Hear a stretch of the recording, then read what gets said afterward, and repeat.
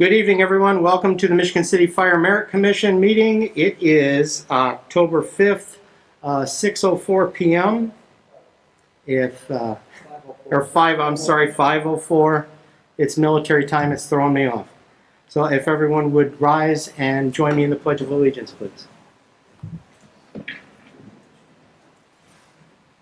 I pledge allegiance to the flag of the United States of America and to the republic for which it stands, one nation, under God, indivisible, with liberty and justice for all.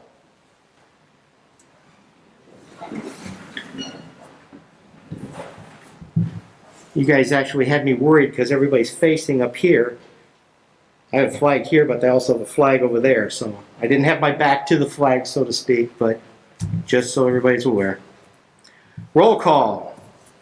Bob Pollock. Present. Ed Zachnon. Here. Greg Pollock. I'm sorry. Greg Deutscher. Here. Charles Williams. Here. And Rick Jackson. I'm here. Approval of minutes. If everyone was able to see the minutes that was sent out at the last one, is there a motion to approve the minutes?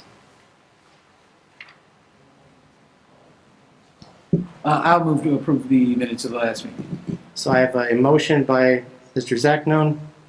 Is there a second? I'll second. Seconded by Charles Williams. All those in favor? Aye. Aye. Aye. Aye. Is there anybody opposed? No. Motion passes. Mr. Pollock, before we get into communications and claims, under communications, we have the Human Rights Department here tonight, and I'm going to ask her to come up. We're asking, that way we're not keeping her tied up for the night. We're asking for guidance and some numbers because with our hiring list dwindling down and the priority list or the minority list being empty, it's time for us to get into another hiring. How you doing? Fine, how are you? Good. Hello, everyone.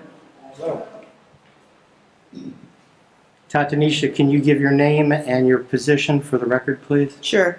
My name is Tatanisha Clark George, and I am the Executive Director of the Michigan City Human Rights Commission, and I'm also the EEO Officer for the City of Michigan City. I'm here tonight because I think there's been a little bit of confusion as far as the hiring list for the Michigan City Fire Department.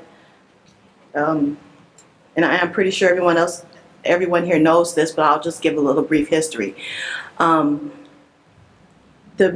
fire department was the subject of a consent decree handed down by the United States District Court, Northern District, back in 77, 78. In that particular court decree, there were general remedies set forth by the court that applied to the fire department and Michigan City, but specifically hiring practices of the fire department. I won't really go into detail about what prompted the lawsuit, but we'll just basically talk about what the court saw as an answer or answers to solving the problem that appeared before the court system at that time. And so basically, the Michigan City Fire Department is supposed to have two hiring lists. One list for non-minorities and one list for, make sure I word this one right,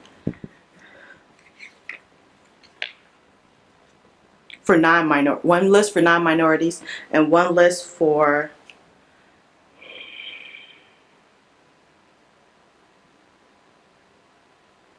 let me see, featuring at least two. Well, according to the municipal code, it's classified as minority, but in the consent decree, I think they specifically speak regarding a certain race of people. They speak about black firefighters. So in the court decree, they specifically talk about black firefighters, but in the Michigan City Municipal Code, they use the term minority.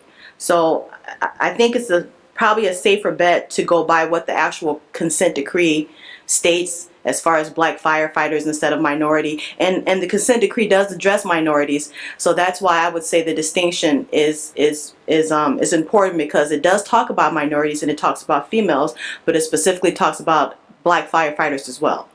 So there's supposed to be 2 lists. And I think Mr. Jackson and I discussed this maybe in about February, well, pre-COVID, I guess that's the term now.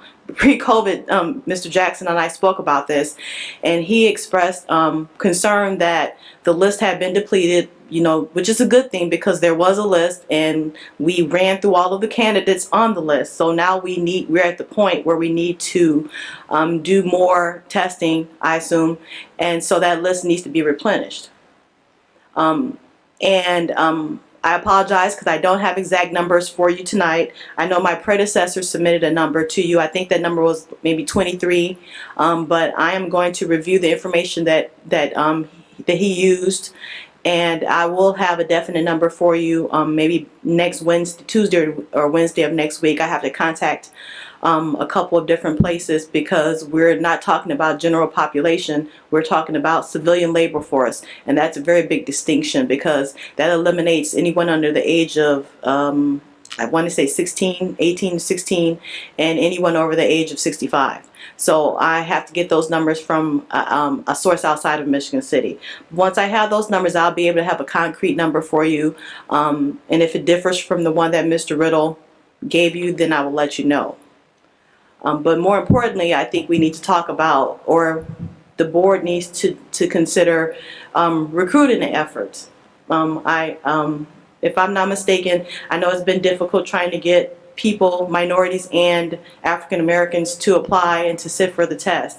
So that is something that I would be more than happy to help with, maybe even head up, trying to figure out how we get more people or more black firefighters to apply for the position and sit for the test. I have a question. Sure. So when you do your numbers to get us our percentages, I'm hoping this is the way this is supposed to be said, or should be said. You said from 18 to 65 would be the workforce. Is that, or I'm sorry, 16 to 65? Yeah, about 16 to 65. So does the numbers change? Because literally anybody over the age of, I believe it's 33, 34, 35. 35 is not eligible to apply for this position anyway. So would that take that number and change it from the age then of, say, 18 or 18 to 35 compared to 18 to 65? Well, it's difficult because the way the U.S. Census works, it's kind of hard. Number one, we're looking at the civilian workforce. So that, because we have civilian and then we have non-civilian, so that shrinks the numbers a little bit. And then when we're talking about the age, when I calculated the number before, I had a difficult time finding data that showed that blocked or that grouped the ages in that particular format. So maybe the information is out there now, but when I did this about 10 or 15 years ago, it was hard for me to find the numbers that showed, between the ages of 18 to 32 or the ages of 32 to 45 or something to that effect. And I was aware of there being a hiring, an age, after a certain age that based on, what is it, the state or the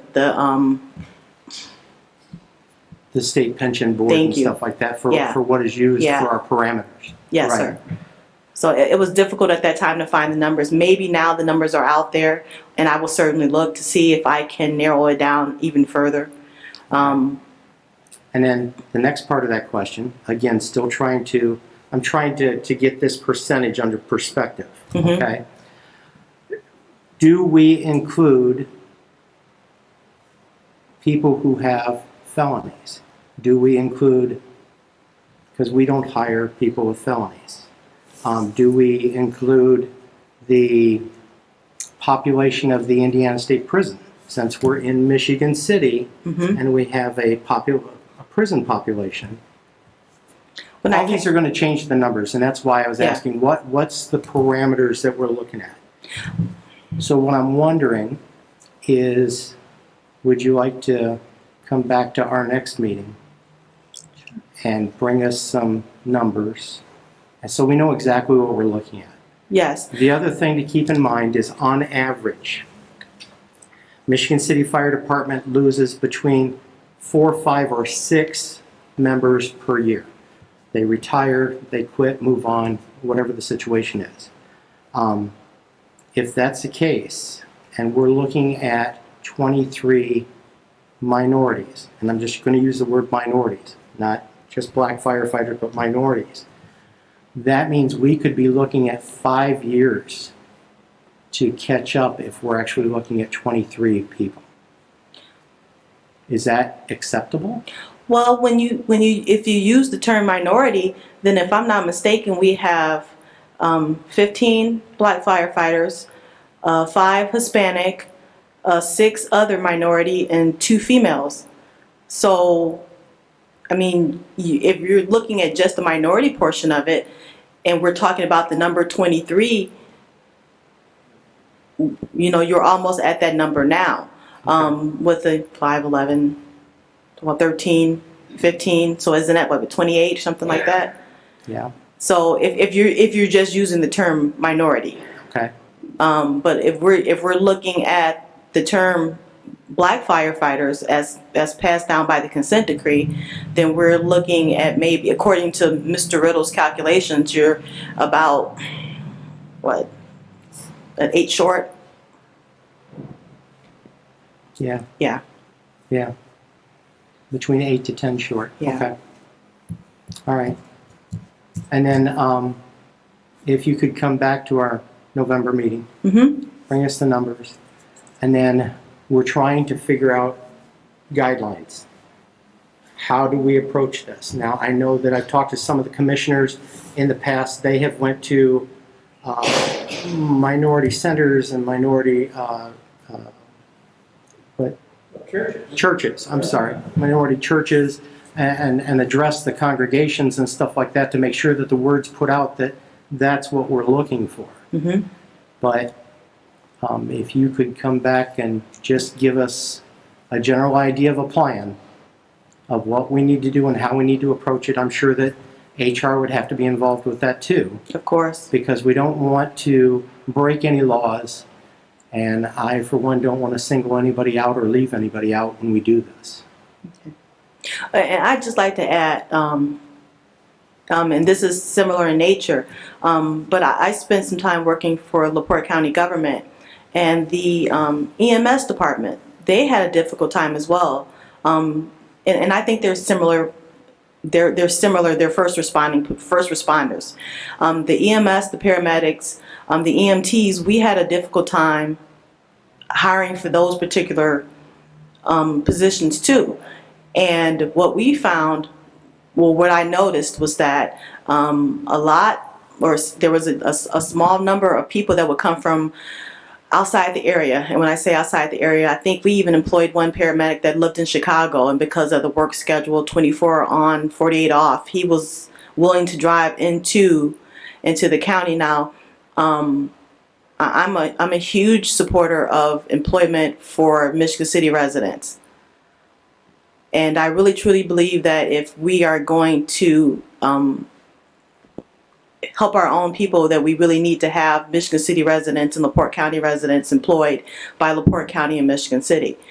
I'm not really sure what the answer is. I think it's very difficult to try to guess why there is such a difficult time trying to find someone to. I think it's a wonderful career, but I don't understand why we seem to have a hard time filling the positions. I don't know if it's from lack of knowledge.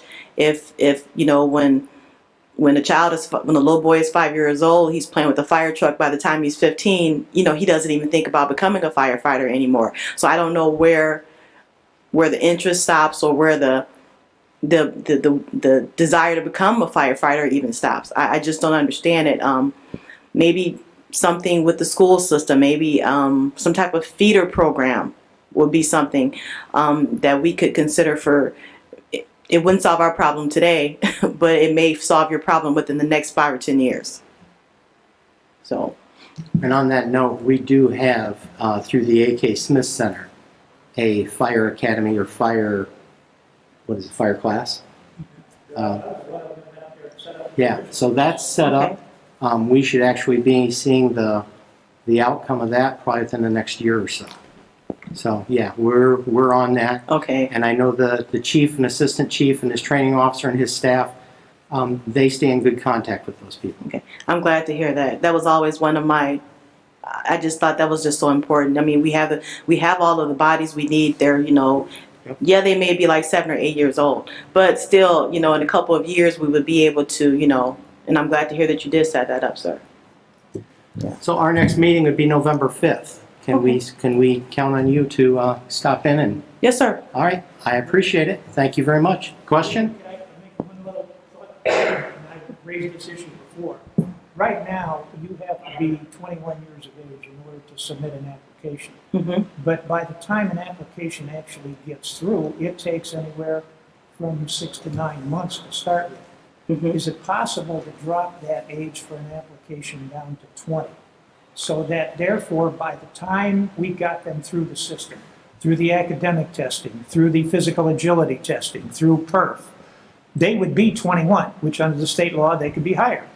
And I understand there are other fire departments that do this, and we would get them closer to coming out of high school, having majored in fire science at the A.K. Smith Center, just something to think about. But Okay. that's one of the thoughts that I had that we ought to be looking at. I'll let you go from there. Commissioners, any other questions? Any other questions? Yes. Turn your mic on, Charles. How would you recommend that we advertise? Well, Facebook is one of the primary sources of young people. We may have to go to bigger newspapers, maybe in order to get, maybe go outside of the city limits, maybe encourage people to, it would be part of a relocation package. If you're, if you want cheaper taxes, if you want, a better housing stock, if you want, safer schools for your children, we may have to come up with the entire pitch in order to present to people or to promote it as Michigan City being a place that you would want to live and raise your families. Okay, now do we advertise as minorities or do we advertise as blacks?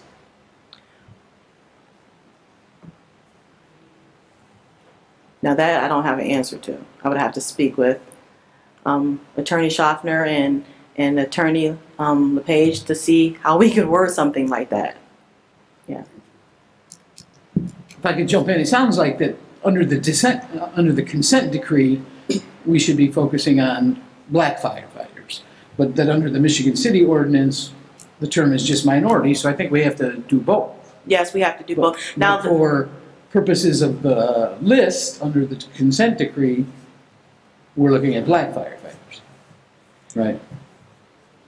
for the purposes of the list, we would need black firefighters, but that's not to say we ignore white firefighters or Asian or female firefighters, because we have, there's two lists. And once we reach the number, which I think is the kind of part that sometimes we forget, once we reach that particular number, then we treat the two lists as one.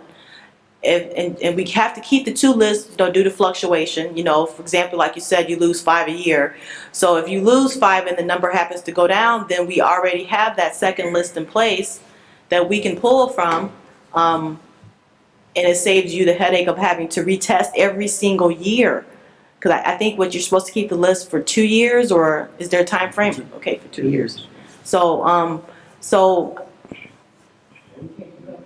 Right. That being said, we can't keep enough people on it. yeah, and that goes back to the recruitment, and I understand you guys have, your things to do, but like I said, I'd be more than happy with coming up with whatever we need to come up with just to get us at least in compliance with the actual consent decree.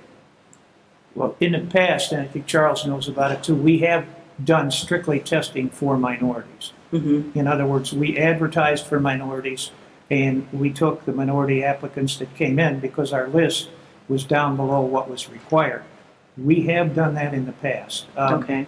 It's something that, Charles is right, we really need to look at the advertising because we didn't get near the applicants that we needed, but we did get enough to be in line with the ordinance. Yes. So it's something you also might want to take a look at. But the advertising, Charles is absolutely right. That's going to be preeminent if we're going to be successful, in my opinion. Any other questions? Thank you very much for coming in. I appreciate it. Okay. Next on the agenda is our claims communications. Mr. Pollack. We've got a couple of them. First of all, we need to go back and address April because we need to approve the commission salary, our secretary's salary at that time, and the attorney fees, and it's a total of $1,488.50. If you want me to break it down, $750 for the commissioners for that month, $500 for the attorney, and $238.50 for the secretary, total of $1,488.50, and I'll move the approval. A motion to approve. He moved already, I'll second. You are moving? Okay, a second. I'll second. Second by Ed. All those in favor? Aye. Aye. Aye. Anybody opposed? Motion passes. Next. Second one is for the month of October. We have no secretary, so as a result of that, the total will be $1,250. Again, $750 for the commission, $500 for the attorney, and that brings it out to $1,250. Understand that there is no value there for the secretary because we have none, and I'll move the approval.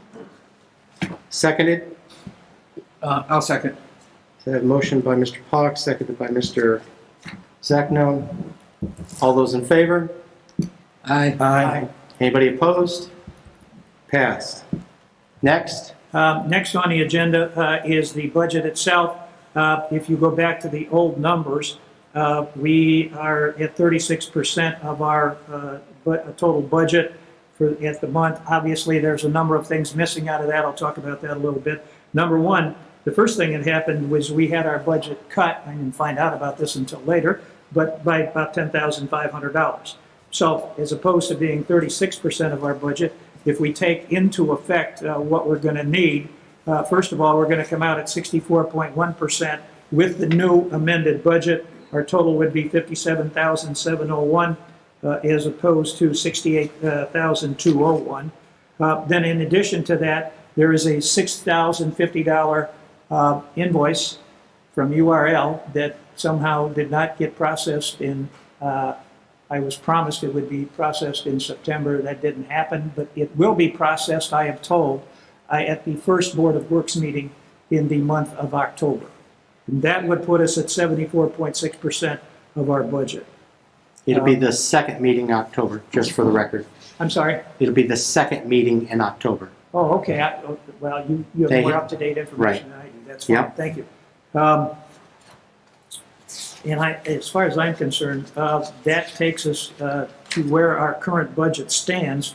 I did do some calculations, and assuming that with the new budget, as it was given to us, we would have approximately $9,000 left over at the end of the year. And that was one of the things I was concerned about, because if we need to do testing, that money would be there. But if we need to do testing and some sending to the Valpo Fire Academy, I'd need to know really what we need to do, because what I would like to do, in governmental accounting, there is something known as an encumbrance. And the encumbrance basically works like this at year end.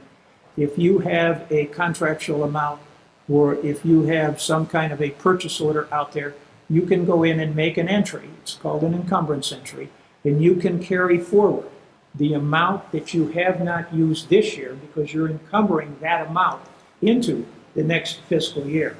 And if we're going to do this, and if we need additional funds, because in the next year's budget, I really don't have a lot of money to do all this with, I would like to be able to do that encumbrance entry, but we're going to need to know, are we going to do more testing, and what kind of testing we're going to do at all. So that's where I'm coming from on this situation. But right now, it looks like, assuming all of our bills are paid, but we don't have any more academic testing, any more physical agility testing, and we don't send anyone else to the fire academy in Valpo, we will have about $9,000 left over. I'd move the adoption of the budget report. Any questions, first of all? Motion by Mr. Pock. Is there a second? I'll second. Seconded by Mr. Zachnon.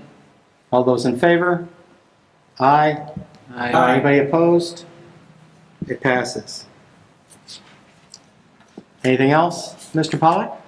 No, that should do it. Well, oh, yeah. I did want to comment on the fact that I did go to the hearing for our budget for the year 2021. To the best of my knowledge, only 2 things were cut from the budget that I submitted, although we did have some problems because the budget I submitted was not the same one that they ultimately held the hearing on. That was kind of interesting. But in fact, we did get through it. And to the one that was, let me just say, changed, we had 2 cuts.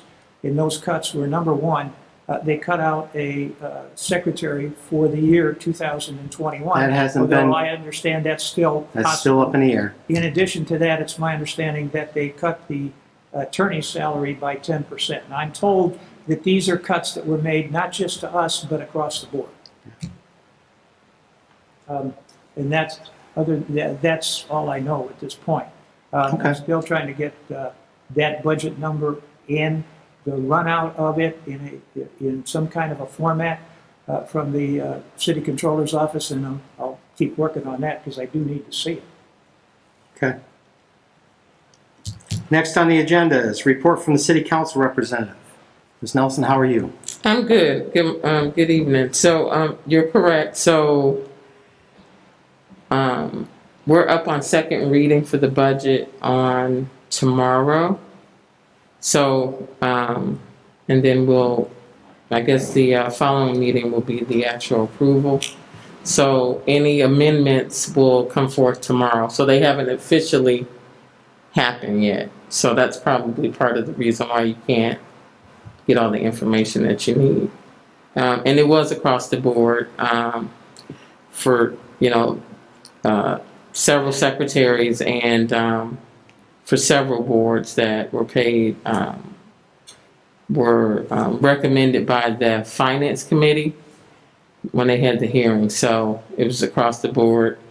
They didn't pick on you guys, but I understand where they're coming from in these times. So, couple of things. Thank you, Mrs. George, for being here. So, with all that discussion, just a couple of comments. The AK Smith Center, they do have the 2-year program. They have the fire science, and then they have the EMT. You get like 19 credits or something like that if they do both years.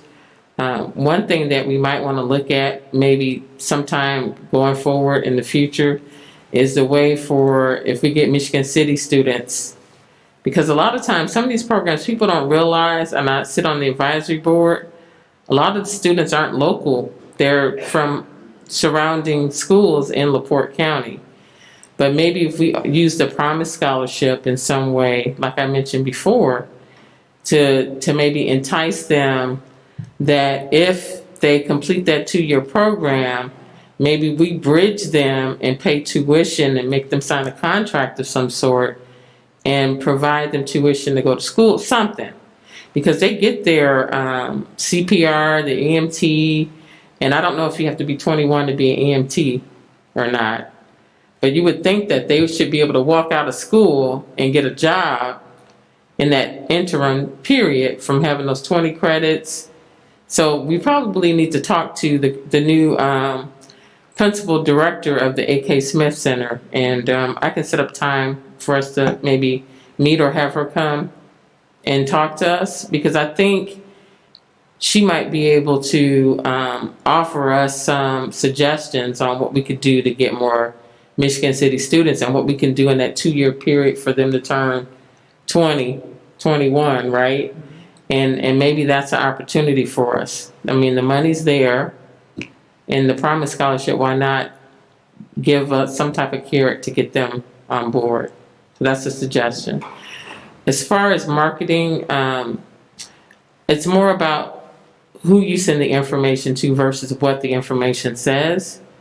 I think your marketing material, you don't want to just cater it to a minority or black population. It should be your marketing material. But I suggest that you expand the number of churches into a wider swath, and then also use the Northwest Indiana Urban League. I used to serve as the board chair there, and it covers Lake, LaPorte, and Porter County. The National Urban League does. And they will put that information out in their network, and I can send it. As long as I get the information, I can get it to Dr. Vanessa Allen McLeod to make sure that it hits that network of people. But I think if you expand it to, send that information to African American churches, the criteria, do all of LaPorte County, the National Urban, the Urban League of Northwest Indiana, and then I would say the NAACP across the northern part of Indiana, which will include South Bend and Elkhart, and then Lake County as well as LaPorte County, that you will get a bigger number possibly that way. So those are just some, and I have relationships with people across going to the east and to the west. So I think if we do it that way, we might get more candidates and maybe a younger cross section, because I think we're by the lake. I mean, with the casino, we have the mall. I think there might be an opportunity there. And that was it. But I think maybe if we can get somebody from the AK Smith to come and maybe talk to us about it, I think that might be a good step in figuring out where we need to, what's the gap? What can we do in those 2 gaps, those 2 years, to get them prepared and, ready to go? And is there an incentive or a way for us to give them credit for going through the program? I mean, you went through 2 years of the program. We used to do it for people from volunteer fire, departments. At least we know they're getting credits, college credits. They're going through their certifications. We know all of this because they have proof.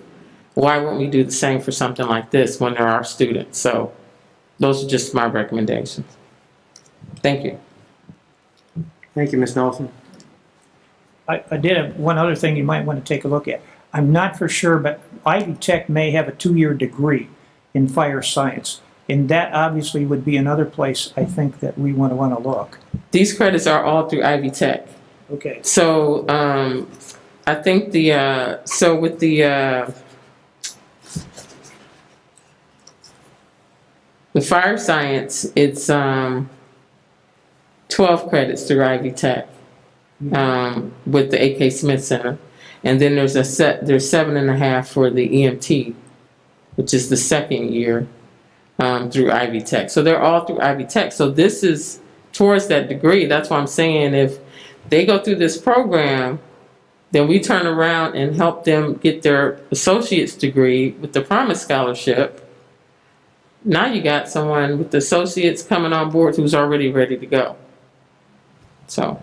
And my wife will tell you I look at cost too many times, but one of the things I would be looking at would be if they go through all of this program and properly complete it, would we then need to still send them to a fire academy, which right now is very expensive, and it would be nice if they would accept that and they would not have to go through all of that program, or maybe they'd only have to go through some of it, but we could have a significant cost savings if that would occur.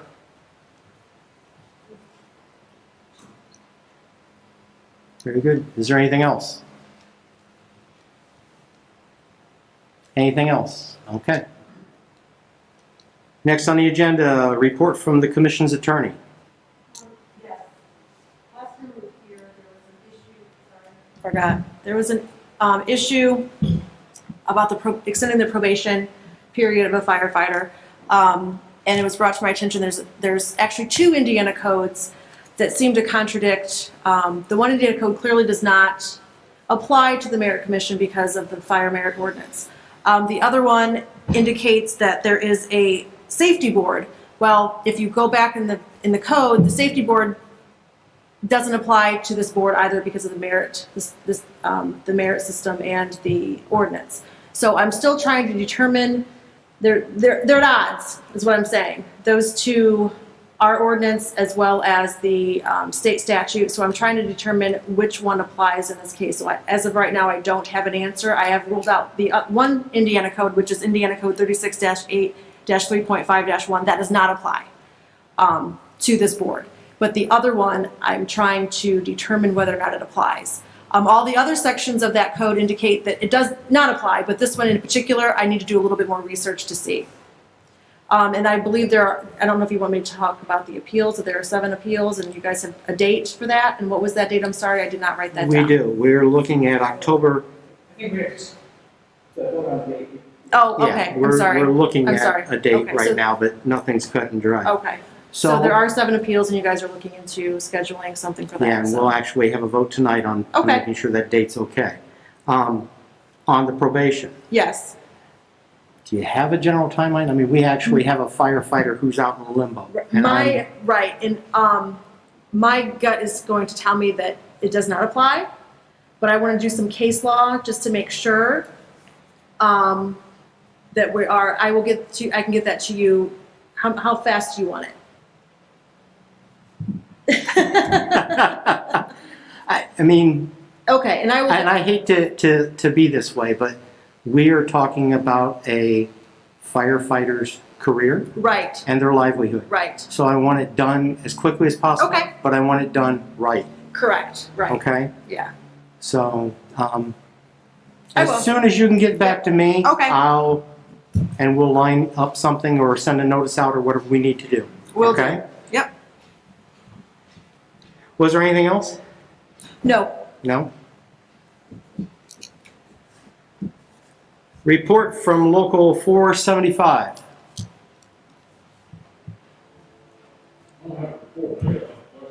Please, come on up. Come on up.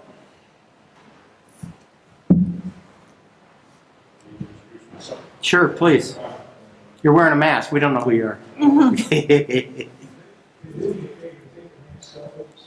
I will do that for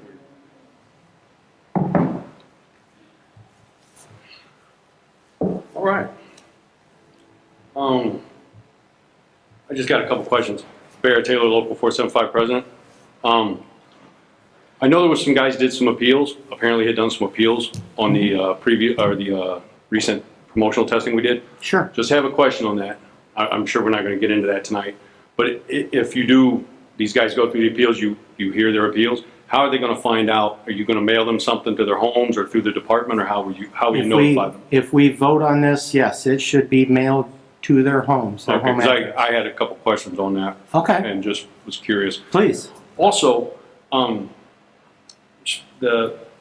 speaking of what you were speaking of, you were saying that there was a section in the state code that you don't think will apply because of our merit ordinance.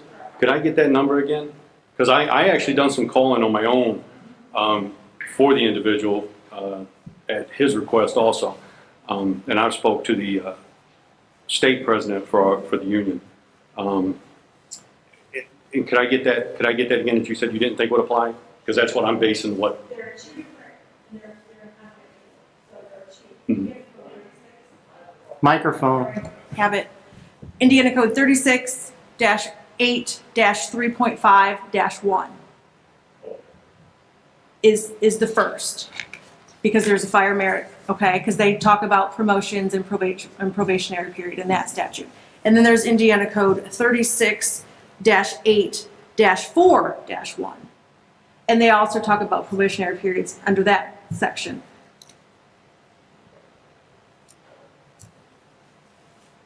I was given. Your mic. I was given Indiana Code 36-8-4-12. Is that? That's under the chapter of Indiana Code 36-8-4-1. That's under that chapter. I give you the whole, Okay. the start of it, yes. All right. I guess that's it. I just want to see which one you said wouldn't apply, because that's one I actually called on. and use that as a reference, and I got an opinion back. And that's all I was making sure, because I'm seeing how this is playing out. That's really, I was just trying to see how this is going to play, how it's playing out for this guy, and just to see what direction it's going to head, and give him what information I could on that, to try to. Right, there seems to be two different Give him a direction. statutes on the same issue. Okay. So, yeah, that's the problem. All right, thank you. You're welcome.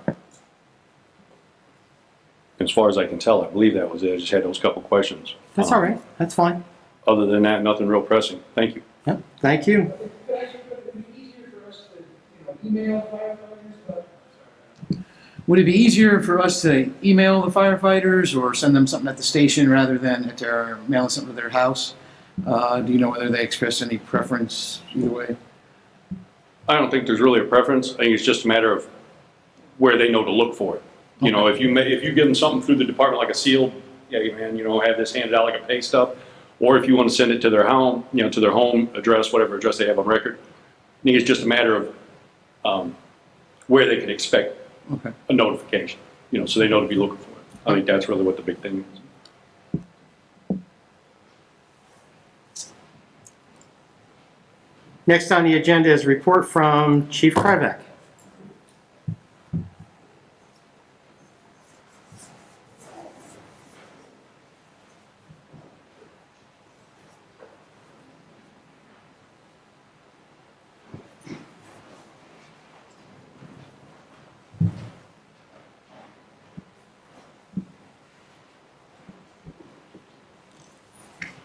Good evening, everybody. Can you hear me okay? Yep. Just a couple of things today. The fire department responded to 383 calls of service for the month of September. Our training division conducted approximately 1,330 man-hours of training, also in the month of September. This past Friday, October 2nd, our 3 probationary firefighters that were going through the EMT portion of the academy, they completed their classroom portion on Friday. They are now going to be doing their national practical exam on Saturday, October the 10th. So congratulations to the 3 of them for accomplishing that. Also, we did have a resignation by a new hire that was turned in approximately a week and a half ago. So that'll be something that you guys will have to address. Now, with that being said, because that we are still now short 1 firefighter, I'm asking for the Mayor Commission to make a motion to give me the next name on the hiring list so we can start that process of getting the next person going through the process. We have a few members that have anniversaries this month. First one is Captain Rob Steinborn. He has 26 years. Driver-operator Brad Craigbaum with 20 years, and firefighter Joseph Gunchin with 2 years. And my last statement for this evening is now that we're having meetings again, I think it would behoove us to get together, possibly set up some dates so we can start working on the merit ordinance changes that we had originally talked about at the beginning of the year. Try to get something in motion, hopefully, at least get a direction towards the end of the year here. Other than that, that's all I have for this evening. Chief, I agree 100% with that, because when I first came on, we had just went through and finished our first promotional testing. And I literally came on the first month I was there. The first thing we had to do was go through all the appeals. In those appeals, there was still the issue of how the tests were graded, or the final scores. Is it a 680 or is it an 80? Or 800, I'm sorry. That's been an ongoing thing. In our appeals, we have another one in there that is appealing the fact of the 680 compared to the 800 as your multiplier for putting these scores together. We need to get these ordinance changes done, get it nipped in the bud, because it just keeps coming back over and over and over again. So I agree with you 100% on that. Also, while you're there, commissioners, I'm looking for a motion to accept the resignation of the firefighter. Is there a motion? I'll move it. I have a motion by Mr. Pollock. Is there a second? I'll second. Seconded by Mr. Williams. All those in favor?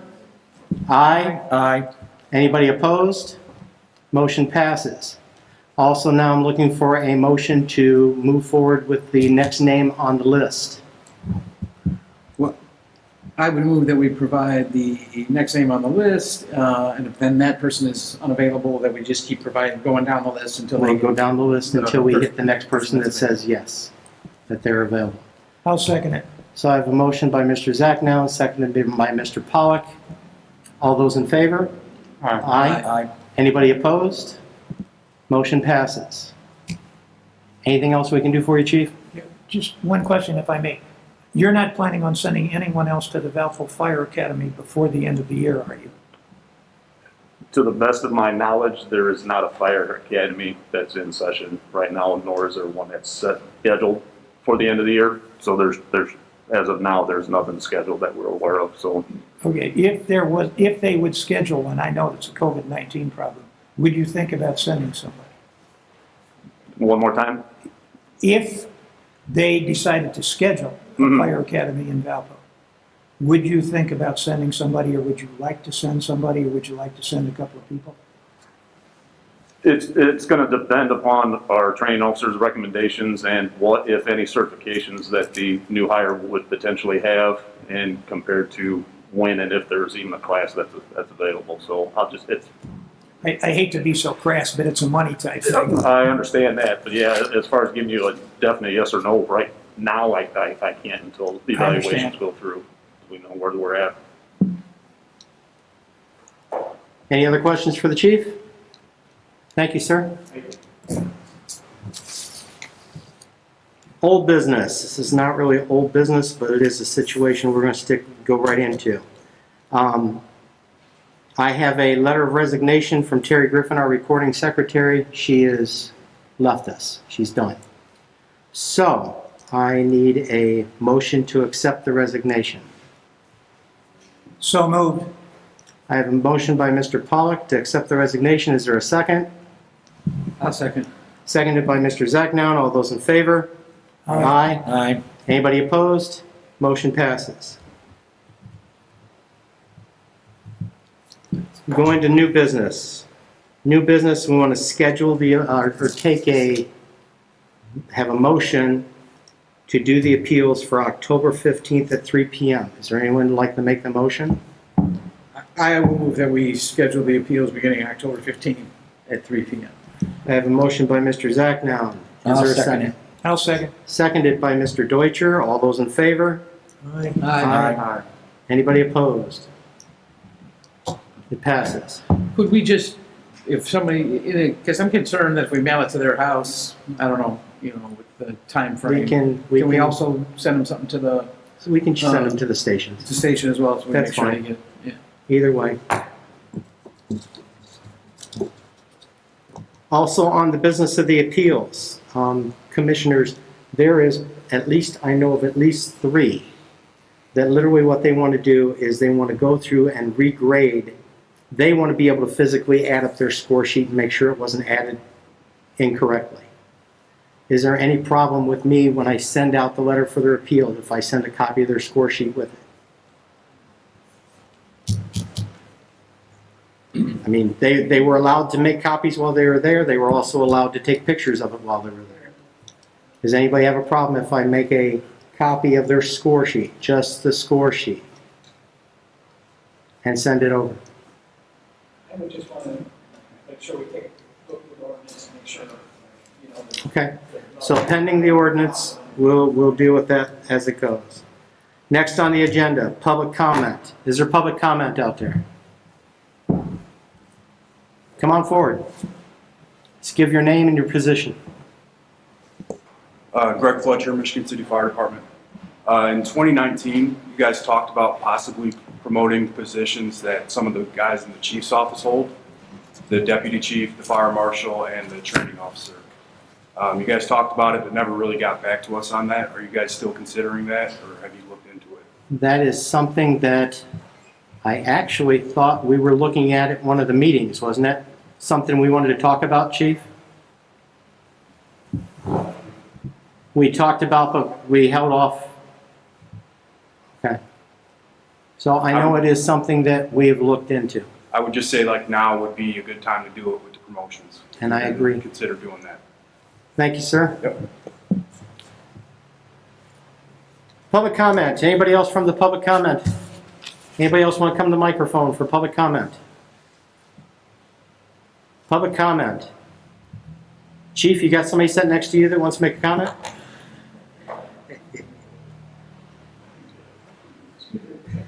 All right. Public comment is now closed. Commissioner comments. Yeah, I just have one. Chief, are you going to go ahead with your T-shirts for cancer this year?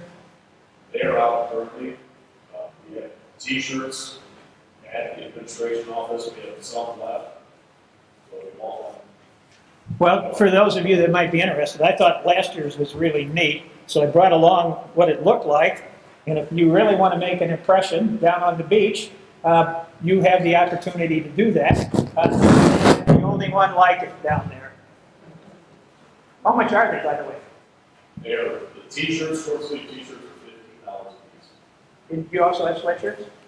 There was an online ordering live, but that is closed. Unless they get a tremendous amount of people that want to reorder.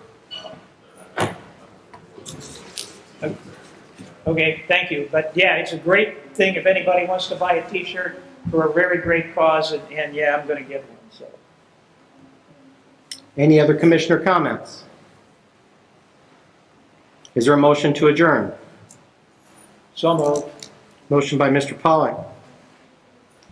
Second by Mr. Zecknow. All those in favor? Yes. Aye. Motion passes. We're adjourned. Thank you, everybody.